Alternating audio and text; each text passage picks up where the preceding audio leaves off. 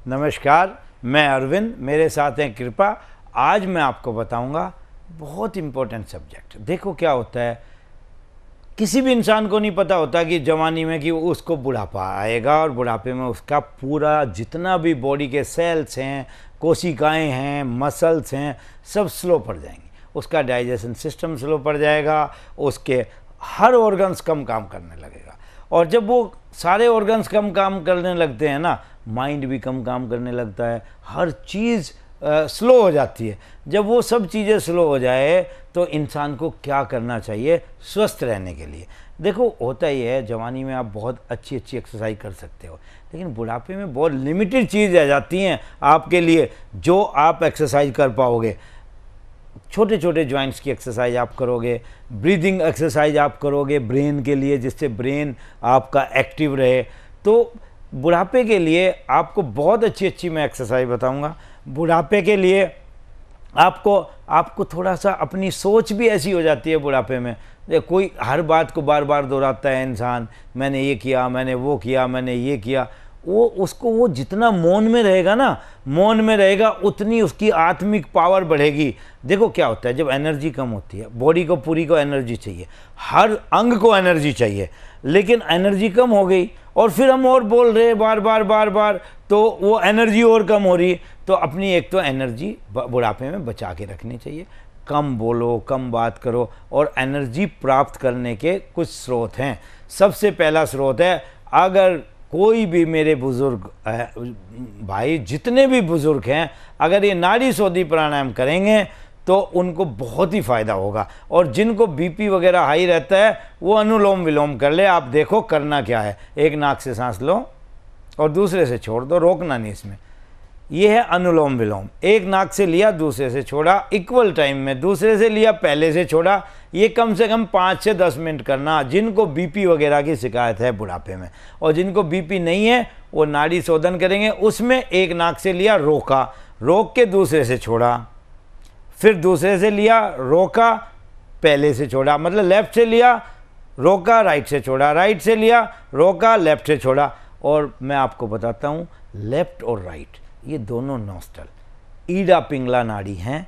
ईड़ा होती है लेफ्ट वाली जो मानसिक संतुलन देती है, और राइट होती है पिंगला नाड़ी जो आपको शारीरिक संतुलन देती है। अगर आपने ये ब्रीदिंग की तो बुढ़ापे में आपको एनर्जी मिलेगी। इससे इतनी एनर्जी खाने से नहीं मिलेगी, क्योंकि जो भी आप खाओगे वो डाइजेस्ट ही नहीं होगा, क्योंकि डाइजेशन स्लो पड़ जाता है। अच्छा, डाइजेशन स्ट्रॉन्ग करने के लिए सबसे बढ़िया बुढ़ापे में क्या है? Deep breathing. लंबी गहरी सांस लो, लंबी गहरी सांस लो और उसको पेट तक ले जाओ, नाभि चक्र तक ले जाओ। कितना सिंपल चीज़ है। आप धीरे धीरे सांस लो और नाभि तक ले जाओ, नाभि हल्की सी फूलेगी, फिर उसको धीरे धीरे छोड़ो और वो नाभि अंदर जाएगी। अगर आपने 10 से 15 मिनट अपने नाभि चक्र को एक्टिव कर लिया तो आपका धीमा पड़ा हुआ डाइजेशन धीरे धीरे इम्प्रूव होगा। डाइजेशन इम्प्रूव होगा तो आपका खाना पचेगा, खाना पचेगा तो आपकी एनर्जी आएगी। देखो मेरे बुजुर्गों, 2 ही चीज़ हैं बुढ़ापे में, या तो आपको एनर्जी मिलेगी सांस के थ्रू, आप शुद्ध हवा लोगे, ब्रीदिंग करोगे, या फिर एनर्जी मिलेगी आपको खाने के थ्रू, अगर खाना डाइजेस्ट कर पाए तो। और खाना कब डाइजेस्ट होगा? जब नाभि चक्र एक्टिव होगा। नाभि चक्र कब एक्टिव होगा? जब 10 से 15 मिनट आप एवरी डे नाभि चक्र के लिए डीप ब्रीदिंग करोगे, और वो ब्रीथ आपकी नाभि तक जानी चाहिए और नाभि फूलनी चाहिए। 2, अब आपको मैं और छोटी छोटी चीज़ बताऊंगा। बुढ़ापे में कभी भी हैवी एक्सरसाइज मत करना। कोई भी क्या करना आपने बुढ़ापे में?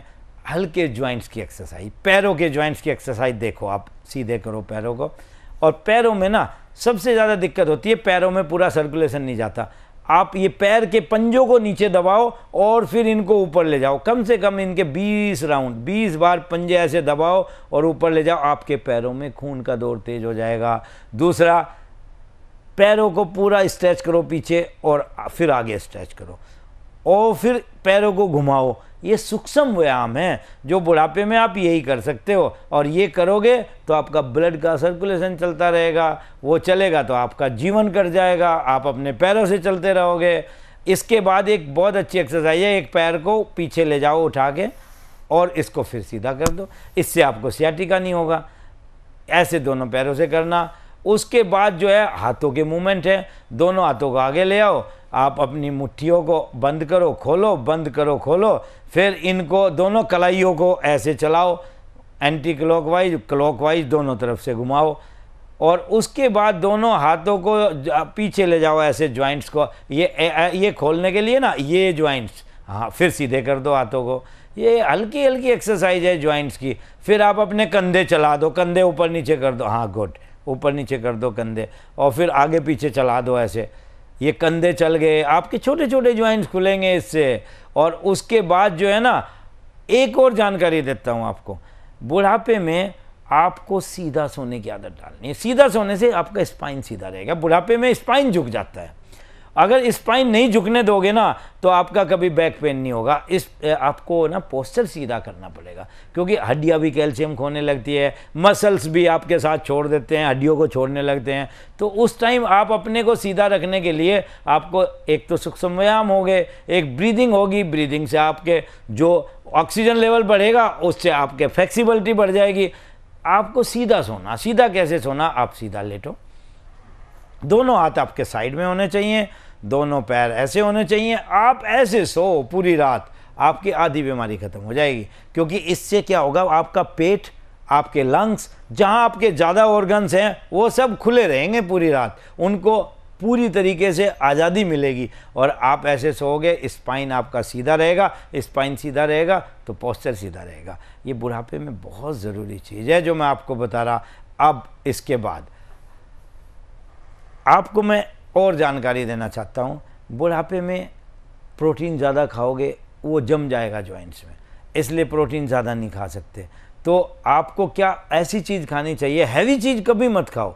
आप पनीर नहीं हजम कर सकते, आप दूध नहीं हजम कर सकते बुढ़ापे में, क्या खाना, आप चने की, बाजरे की, जौ की मिक्स रोटी खाओ। अगर थोड़ी भी खा सकते हो, उस रोटी से आपको प्रोटीन भी मिल जाएगा और आपका डाइजेशन भी अच्छा हो जाएगा, डाइजेशन को वो अच्छा करती है। और एक और, ये जो बुढ़ापे की प्रॉब्लम है ना, उसमें कॉन्स्टिपेशन भी रहने लगता है। और आजकल तो मतलब कॉन्स्टिपेशन जो है यंग एज में रहने लगा, तो बुढ़ापे में तो वो आंतें कमज़ोर हो जाती हैं। तो उसके लिए स्वादिष्टान चक्र का भी एक मेडिटेशन है। आप आंखें बंद करके अपनी सांस को मूल, ये जो आपका नाभि चक्र है, इससे 2 उंगल नाप के नीचे स्वादिष्टान चक्र है, वहाँ तक ले जाओ और फिर धीरे धीरे उस सांस को ऊपर आओ। आपको सांस के थ्रू ही अपनी एनर्जी वापस लानी। आपको ज़्यादा खा नहीं सकते, ज़्यादा एक्सरसाइज नहीं कर सकते, तो सांस को ले जाओ आप स्वादिष्टान चक्र तक और वापस लाओ। इससे आपका पेट साफ होगा, पेट साफ होगा तो आपकी एनर्जी अच्छी होगी। तो इसलिए आज के लिए इतना ही।